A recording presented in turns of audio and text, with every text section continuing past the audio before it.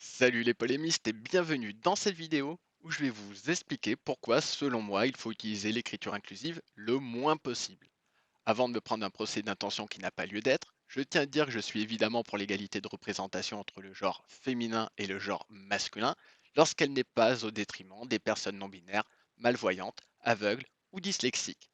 Voilà, tout est dit, la vidéo est terminée, bisous. Tu veux plus d'informations?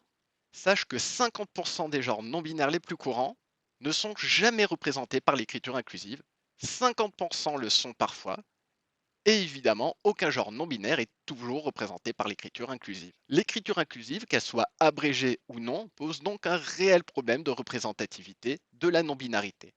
Si tu ne connais pas les différents genres non binaires, pas de souci, je te laisse lire la page Wikipédia, le lien est dans la description. Il faut aussi savoir que l'écriture inclusive sous la forme de points médians exclut les personnes dyslexiques, malvoyantes ou aveugles. En effet, pour ces dernières, les outils de lecture de texte ne sont pas efficaces pour lire la forme point médian de l'écriture inclusive.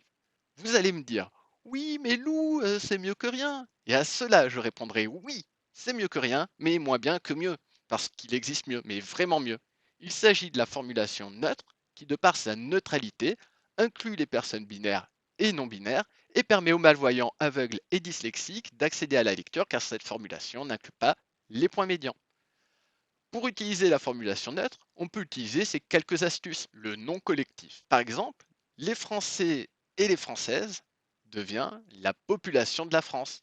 De la même manière, les clientes et clients devient la clientèle. La fonction ou unité administrative. Au lieu de dire les informaticiens et informaticiennes, on dira le service informatique. De la même manière, les infirmiers et infirmières devient le personnel soignant. Le nom épicène. Un nom épicène s'écrit de la même manière au masculin ou au féminin.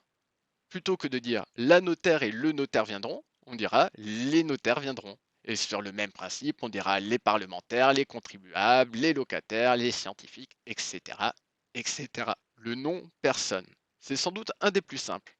La rédactrice et le rédacteur deviennent les personnes qui rédigent.